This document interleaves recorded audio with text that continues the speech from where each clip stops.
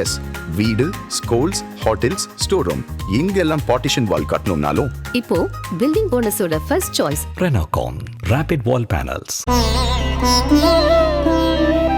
தினம்தோறும் விளக்கேற்ற நல்ல எண்ணெய் இதயம் நல்லெண்ணெய். சான்றோர்கள் நிறைந்த இந்த அவையின் மேடையிலும் அரங்கத்திற்குள்ளேயும் குழுமி இருக்கிற தேசிய சொந்தங்களே, தமிழ் உறவுகளே, அனைவருக்கும் என்னுடைய வணக்கம். முன்னால நம்ம தம்பி சீனிவாசன் முருகன் ஆசி தரணும், முருகன் ஆசி தரணும் சொன்னாரு. வேற ஒண்ணும் இல்ல, நான் தான் முருகன், என் பேர் வேலுசாமி இல்ல. அதனால ஏன் ஆசியை பத்தி தான் அவர் சொல்லிட்டு போயிருக்காரு. நண்பர்களே, இந்த விழாவில் நான் கலந்து கொள்வதாக இல்லை. ஒரு திடீரென்று ஒரு ஏற்பாடில் நம்முடைய ரமேஷ் அவர்கள் நேற்று மாலை தான் சொன்னார். அதெல்லாம் ஊர் வந்து வந்திருக்கேன். இன்னொன்றையும் சொல்லிக் கொள்கிறேன். என்னுடைய வாழ்க்கையில் இன்னைக்கு 77 வயது. பொங்கல் அன்று எந்த நாள் வேண்டுமானாலும் வெளியூர்ல இருப்பேன். ஆனா பொங்கலுக்கு என்னுடைய கிராமத்தில் மட்டும்தான் இருப்பேன். முதன் முறையாக துக்ளக் என்று சொல்லி அழைத்த காரணத்தால் அந்த கொள்கையை ஒதுக்கிவிட்டு வந்திருக்கேன். துக்ளக் எப்போது உருவாக்கப்பட்டது, எப்படி உருவாக்கப்பட்டது என்று கூட தெரியும்.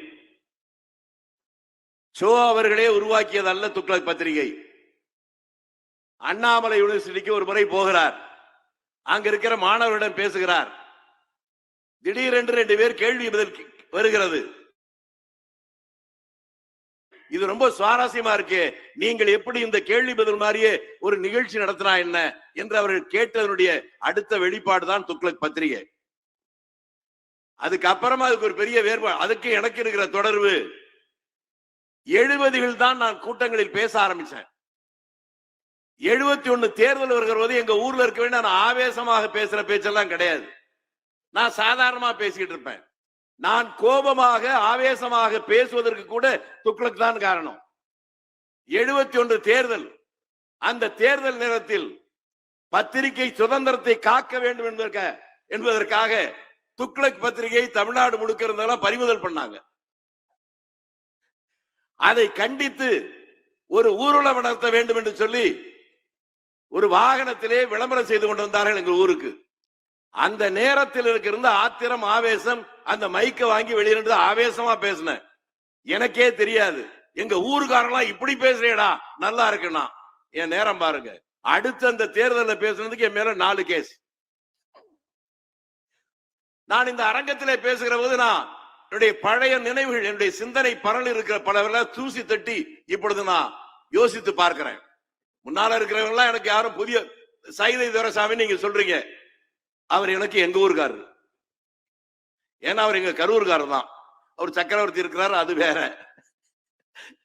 அடுத்து ஏசி சண்முகம் 1972 கிளைசாசல் போராட்டம் நடக்கிற போது தமிழ்நாடு முழுக்க இருக்கிற மாணவர் பேரவை தலைவர்கள் அந்த போராட்டத்தை தீவிரப்படுத்த வேண்டும் என்று ஒரு கூட்டம் போட்டு திருச்சியில சரஸ்வதி நடராஜ கல்யாண மண்டபம், அன்றைக்குதான் அவர் அறிமுகம். ஊரிஸ் காலேஜ்ல இருந்து வந்தார். கரெக்டா? அடுத்து பொன்னார், இவரை எனக்கு தெரியாது. அவங்க தாய் மாமன் அந்த காலத்திலேயே சட்டமன்ற உறுப்பினர், அவங்க சித்தப்பாவும் சட்டமன்ற உறுப்பினர். அவங்க தாய் மாமன் வீட்டுல செட்டிகுளத்துல 72ஆம் ஆண்டே நான் பொதுக்கூட்டம் பேசிவிட்டு அவங்க வீட்டுல தங்கியிருக்கேன். பக்கத்தில் இருக்க தம்பி சூர்யா, ஏறம் பாருங்க. அவங்க தாத்தா கூட சேர்ந்து நான் பல ஊர்ல கூட்டம் பேசியிருக்கேன். திருக்கோயிலூர் சுந்தரம் இன்றைக்கு பல பேர் தன்னை சொல்லிக் கொள்கிறார்கள்.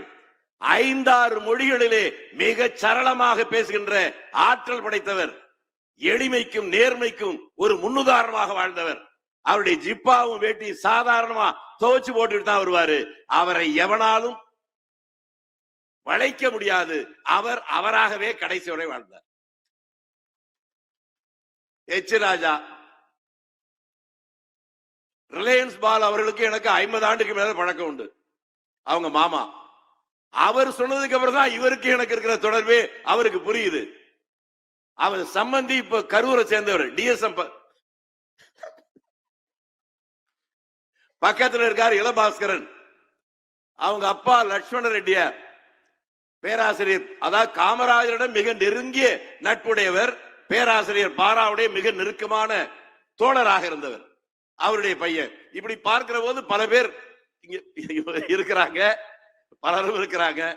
பல பேர் நினைக்கிறீங்க ஒருத்தர் பிஜேபி ரொம்ப தீவிரம் என்றெல்லாம் பின்னால செகண்ட் ரோல உட்கார்ந்து இருக்காங்க. அவர் மிகப்பெரிய காங்கிரஸ் குடும்பத்தை சேர்ந்தவர். எனக்கு அது தெரியும். ஆனா எனக்கு இன்னும் ஆரம்பத்திலேயே ஒரு வருத்தம். குருமூர்த்தி அவர்கள் பேசுற போது 2 பேரை சொல்றார்.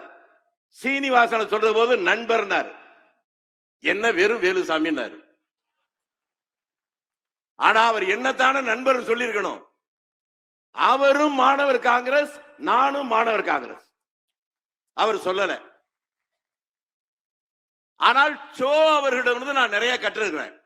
இப்படி ரொம்ப துடிப்பா அவருக்கு அது நேரடி அறிமுகம் என்பது எனக்கு 71 தேர்தல் முடிந்தவுடன் CR சந்தானம் என்று ஒருவர், ஒரு பொறியாளர், அவருடைய தந்தை பாராளுமன்ற உறுப்பினர் இருந்தவர், கும்பகோணத்தை சேர்ந்தவர். அவருக்கும் சோ அவர்களுக்கும் மிக நெருங்கிய நட்பு உண்டு. அவர் தான் எனக்கு முதலில் அறிமுகப்படுத்தி வைத்தவர். அதற்கு பின்னால் திருச்சியில் பல நிகழ்ச்சிகளில் என் மூலமாகத்தான் பேசியிருக்கிறார். ஒரு சின்னஞ்சிறிய கிராமத்துல கூட நான் சொன்னேங்கிறதுக்காக பேசினாரு.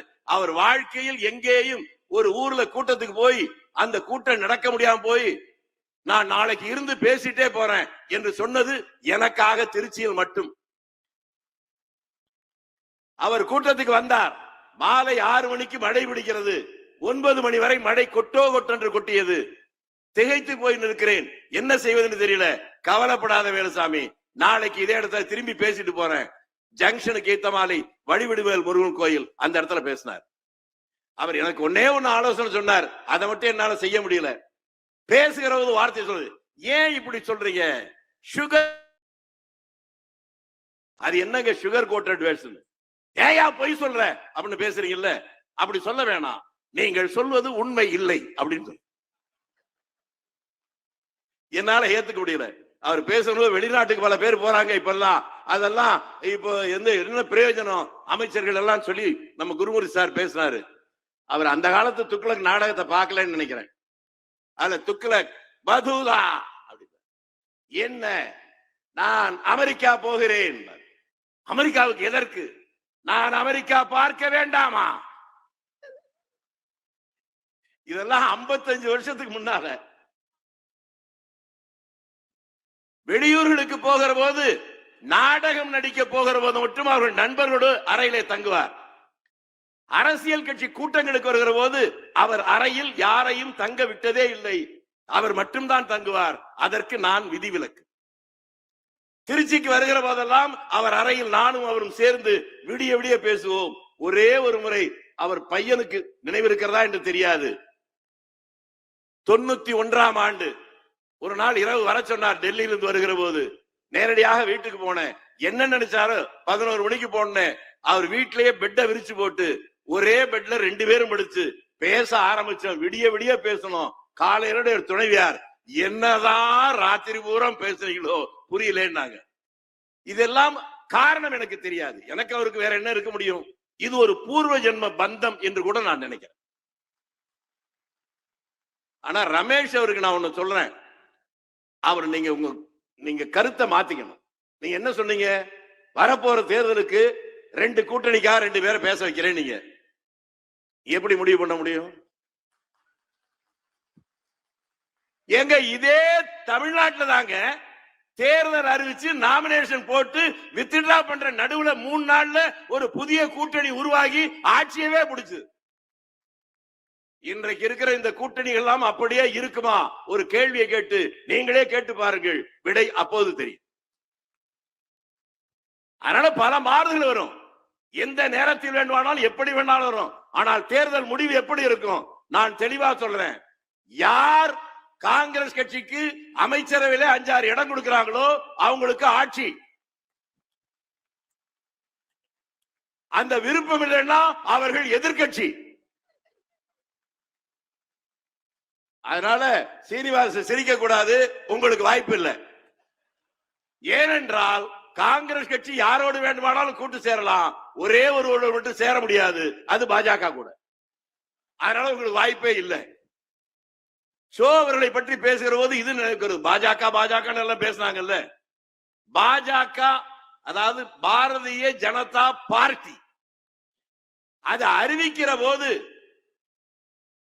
அத்வானி, வாஜ்பாய், முரளி மனோகர் ஜோஷி 3 பேரும் அமர்ந்துதான் அறிவிக்கிறார்கள் டெல்லியில. முதலில் அறிவித்து அவர்கள் நோட்டீஸ் கொடுக்கிறாங்க பத்திரிகைக்கு. அதுல பாரதிய ஜனதா பார்ட்டின்னு கிடையாது. அது வந்ததற்கு காரணமே சோ. டெல்லியில் அந்த நிகழ்ச்சி நடக்கிறது. நான் இன்னொன்னையும் சொல்றேன், அத்வானி அவர்கள் எமர்ஜென்சி முடிஞ்சு தமிழ்நாட்டுக்கு முதலாக பிரச்சாரத்துக்கு வருகிற போது திருச்சியில் டவுன் ஹாலில் அவருக்கு முன்னாலே நான் பேசியிருக்கிறேன் 77ல. அதற்கு பின்னால் இருந்து இந்த நிகழ்ச்சி நடந்து கொண்டிருக்கிற போது நானும் மறைந்த கலிவரன் அவர்களும் இப்போதும் இருக்கிற கோவை நந்தகோபால் என்று ஒரு இருக்கிறார், 3 பேரும் சோவினுடைய அலுவலகத்தில் அமர்ந்து பேசிக் கொண்டிருக்கிறோம். அப்போது அத்வானி அவரிடம் பேசுகிறார் சோவிடம். கேட்டுவிட்டு கொஞ்ச நேரம் கழிச்சு சொன்னார், பாரதிய ஜனதா பரிஷத் என்று அறிவிக்க போகிறார் என்று. எனக்கு அப்ப புரியல. என் பக்கத்துல நந்தகோபால்கிட்ட என்னையா சொல்றாரு, ஏதோ பரிஷத்துன்னு என்ன உனக்கு தெரியுமான்னு கேட்டேன். அவர் எனக்கும் தெரியல. அதை கவனித்த சோ, என்ன வேலுசாமி என்ன சொல்றீங்கன்னு, என்னமோ பரிஷத்து நீங்களே, அது ஒண்ணும் இல்ல, நம்ம கட்சின்னு சொல்றோம்ல அதுதான். நான் சொன்னேன், பரிஷத்துனா வடக்க இருக்கவங்க தெரியுங்க, தெற்க இருக்கிற நமக்கெல்லாம் என்ன தெரியும். அது ஒரு 2-3 நிமிடம் விவாதம் வந்தது. அதுக்கு பின்னால் என்ன நினைத்தாரோ உடனே டெல்லிக்கு போன் போட்டார். போடுகிற போது அவர்கள் பத்திரிகையாளர்கள் முன்னாலே அமர்ந்து விட்டார் வாஜ்பாய். நாங்க இருந்தாலும் பரவாயில்ல, உடனே கூப்பிடுங்கன்னு இவர் சொன்ன உடனே இவர் அழைத்தால் என்ற ஒரே காரணத்திற்காக அமர்ந்திருந்த வாஜ்பாய் எழுந்து வந்து பேசினார். பேசியவுடன் இவர் தான் சொன்னார், பரிஷத் என்று சொல்லி இருக்கிறீங்க, அந்த பிஜேபி என்று அப்படியே இருக்கிறோம், பரிஷத் என்பதற்கு பதிலாக பார்ட்டி என்று போடுங்கள். இன்றைக்கு யாராவது டெல்லியில அதில் கலந்து கொண்ட பத்திரிகையாளர் இருந்தால் அவர்கள் கையிலே இருந்தால் பார்க்கலாம். அவர்கள் தந்த அந்த பத்திரிகை விளம்பரத்துல பாரதிய ஜனதா பரிஷத்து தான் இருக்கும். இவர் அத்வானி வேண்டுகோள் விடுத்தார், நீங்கள் பத்திரிகை நாளைக்கு செய்தி எழுதுகிற போது என்று போடுங்கள். ஆக இந்த பார்ட்டி என்று வருவதற்கு சோதான் காரணம். அவரிடம் எனக்கு பிடித்தது முன்னாலே இருக்கிறவன் நண்பனா எதிரியா என்பதல்ல, அவன் பேசுகிற அல்லது அவன் செய்கிற அந்த செயல்கள் சரி என்றால் சரி என்பதும் தவறு என்றால் தவறு என்பதும் அதில் அவர் சமரசம் செய்து கொண்டதே இல்லை. நம்ம எதுக்கு வருவோமே, இதுலே நேரம் 26 தேர்தல் எப்படி வரும் என்னன்னு கேட்டாரு. அதுக்கு ஒரு முடிவை மட்டும் கண்டேன் சீதையை போல சொல்லிட்டேன். காங்கிரசுக்கு யார் மந்திரி சபையில் இடம் கொடுக்கிறாங்களோ அவங்க தான் வெற்றின்னு. ஆனால் எப்படிப்பட்டவர்களை தேர்ந்தெடுக்க வேண்டும், அது ரொம்ப முக்கியம். நான் ஏன்னா ஒரு கிராமத்தில் பிறந்தவன், யதார்த்தத்தை புரிந்து கொண்டிருக்கிறேன். 4 ஆண்டுகளுக்கு முன்பாக நான் ஊர்ல இருந்து வர்ற போது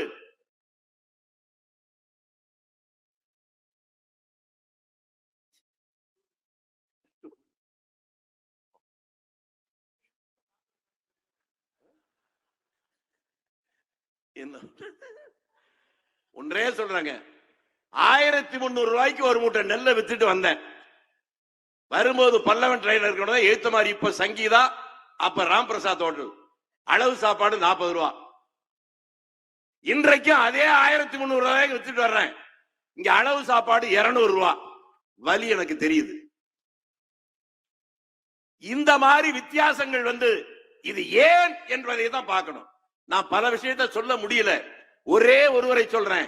ஏனென்றால் அவரை சொல்வதற்கு காரணம், தமிழ்நாட்டில் பல மாவட்டங்களில் இருந்தாலும் கூட அந்த ஒருவரை சொல்வதற்கு காரணம், இந்த தமிழ்நாட்டில் காலங்காலமாக பிராமண எதிர்ப்பு என்றெல்லாம் சொல்லுகிறார்களே, அந்த பிராமணராக இருந்த ஒருவர் அவர் எப்படி வந்தார் என்பதற்காக அதை சொல்லுகிறேன். கோமுதி சங்கர தீட்சிதர், அம்பாசமுத்திரம், திருநெல்வேலிக்கு போகிற முதலமைச்சர் காமராஜ் அங்க இருக்கிற கலெக்டர் அழைத்து ஒருவர் இருக்கிறாரா என்று கேட்கிறார். இருக்கிறார் என்று சொல்லுகிறார்கள். உடனே புறப்படுகிறார். 25 கிலோமீட்டர் தொலைவில் இருக்க அம்பாசமுத்திரம் அங்கே போய் ஒரு குடிசைக்கு முன்னாலே நிற்கிறார். அங்கு பார்த்தோட என்ன காமராஜ் இங்கே வந்திருக்கிற அவர் கேட்கிறார்.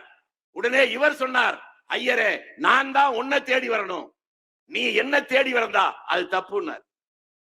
ஏனென்றால் சாப்பிடுவதற்கு கூட வழி இல்லாவிட்டாலும் சுதந்திர போராட்ட காலத்திலே ஒரே ஒரு போர்வை மட்டும் கையில் வைத்துக் கொண்டு நாடு முழுவதும் கிராமம் கிராமமாக நடந்து போய் சுதந்திர போராட்டத்திற்கு பிரச்சாரம் செய்து மாலை நேரமானால் அந்த போர்வையை போத்திக் கொண்டு வீடு வீடாக பிச்சை எடுத்து அதிலே சாப்பிட்டு விட்டு மீதம் இருக்கிற சாப்பாட்டை வைத்து அடுத்த நாள் காலையில சாப்பிட்டு விட்டு மீண்டும் போய் அப்படி செய்தவர் அவர் கோமுதி சங்கதீஷர். என்னவென்று கேட்டவுடனே அவர் சொன்னார், தேர்தல் வருது இல்ல, நீ தேர்தல் நிக்கணும். அதுக்கு அவர் சொன்னது, என்கிட்ட ஓட்ட கால்னா கூட கிடையாது, நான் எப்படி தேர்தல் நிக்கிறது? அதுக்கு காமராஜ், இல்லாட்டி என்ன, உங்களை மாதிரி ஆட்கள் எதற்காகவும் ஒதுங்கி போய்விட்டால் தப்பானவர்கள் அதிகாரத்தில் அமர்ந்து விடுவார்கள், நாட்டுக்கே பேராபத்து என்றார். அதற்கு பின்னாலே ஓட்டைக்காரனா இல்லாத கோமுதி சங்கதீஷர் தேர்தலில் நின்றார், வென்றார், 3 முறை சட்டமன்ற உறுப்பினர். ஆனாலும் சாகிற போது சொந்தமாக வீடே இல்லை. காரணம், வாக்காளர்கள் வாக்களிக்கிற போது அவருடைய அளவுகோல் இருக்கிறதே, இவன் நேர்மையானவனா, ஒழுக்கமானவனா, நாணயமானவனா, நல்லவனா, அர்ப்பணிப்பு மனோபாவம் இருக்கிறதா, தனி மனித வாழ்க்கையில் ஒழுக்கம் இருக்கிறதா என்றெல்லாம் பார்த்து வாக்களித்தார்கள். அவனும் அதை போலவே வாழ்ந்து விட்டு போனான். இன்றைக்கு அந்த நிலைமை தலைகீழாக மாறிவிட்டது. நான் ஒரே ஒரு முறை தேர்தல் என்ன, நான் ஒன்னும் ரகசியம் இங்க மட்டும் இல்ல, நான் தேர்தலில் ஓட்டு கேட்கிற போது எனக்கு வாக்களித்து வெற்றியடை செய்தால் நாட்டுக்கு லாபம், தோல்வியடை செய்தால் என் வீட்டுக்கு லாபம். அது 35 வருஷத்துக்கு முன்னால எல்லாமே ஓட்டு கேட்டு வர்ற போதே இவ்வளவு திமிரா இருக்கான. இப்ப சொல்றாம, அட பாவி, உன் கேரக்டரே அதுதான் இப்பதான்டா தெரியுது. லேட்டா தெரிஞ்சு என்ன பிரயோஜனம்? ஒரு பயனும் இல்லை. அதனால செய்ய வேண்டிய நேரத்துல வாக்களிக்கிற போது அதை செய்யணும். தமிழ்நாட்டில் என்னென்னமோ தவறுகள் நடந்து கொண்டிருக்கிறது, அதை நம்மால் சரி செய்ய வேண்டுமானால் நீங்க யாருக்கு வேணாலும் ஓட்டு போடுங்க. ஆனால் நிற்கிறவன் எப்படிப்பட்டவன்? யோக்கியனா, நல்லவனா, தவறு செய்யாதவனா, தனி வாழ்க்கையில் ஒழுக்கம் இருக்கிறவனா? இங்க எல்லாம் பேசினாரு, 2 பொண்டாட்டி 3 பொண்டாட்டி ஏதோ சொன்னாரு.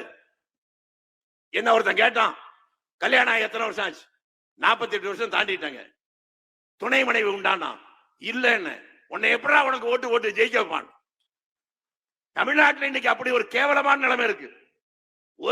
ஒரு மனைவியோட வாழ்றவனுக்கு ஓட்டு போடுறது இல்ல அப்படின்னு ஒரு முடிவு வச்சுட்டான். அடுத்து ஒன்று இங்க பேசியதெல்லாம் நம்ம சீனிவாசன், மதம், ஜாதி. நான் நினைக்கிறேன், பிறப்புக்கு நான் காரணம் இல்லை, இறப்பு என் கையில் இல்லை. உங்க எல்லாருக்கும் அதுதான் உண்மையா இருக்க முடியும். நான் விரும்பி எந்த ஜாதியிலும் பிறக்கவில்லை, எந்த மதத்திலும் பிறக்கவில்லை. இந்த உண்மையை புரிந்து கொண்டாலே பாதி சண்டை இல்லை.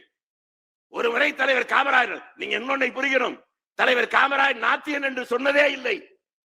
அவர் எந்த கோயிலுக்கும் போனதில்லை, எந்த மசூதிக்கும் போனதில்லை, எந்த சர்ச்சுக்கும் போனதில்லை.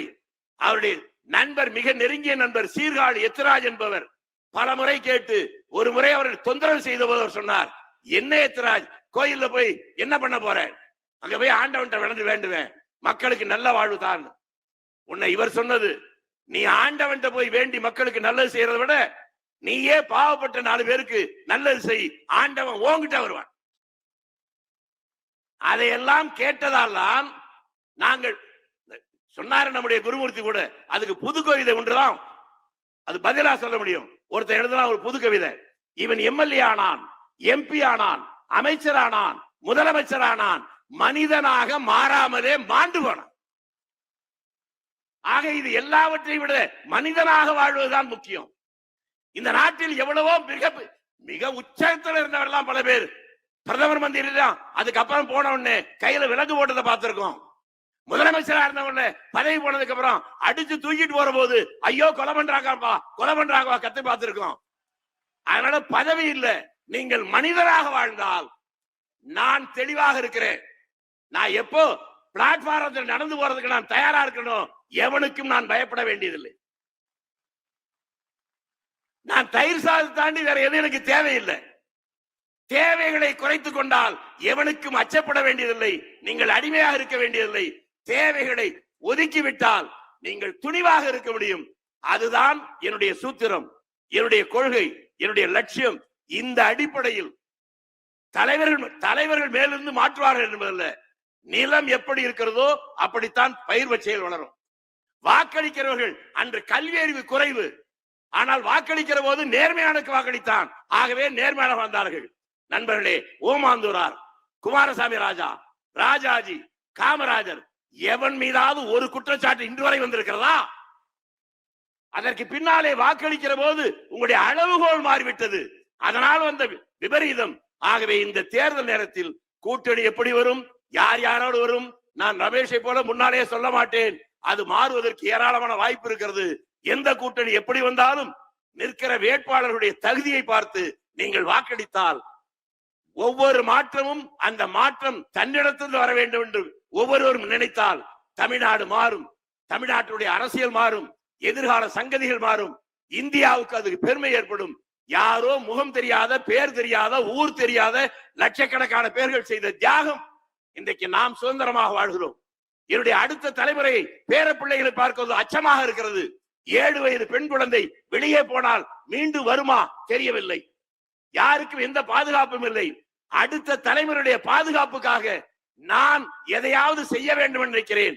அதற்காக மட்டுமே இப்படிப்பட்ட நிகழ்ச்சியில் கலந்து கொண்டிருக்கிறேன். அதை நீங்கள் புரிந்து கொண்டால், நீங்களும் நானும் புரிந்து கொண்டால் நாட்டில் மாற்றம் ஏற்படும். 26 பொங்கல் பழையன கழிதலும் புதியன பூதலும் பொங்கலின் சிறப்பு. வணக்கம், வாழ்க.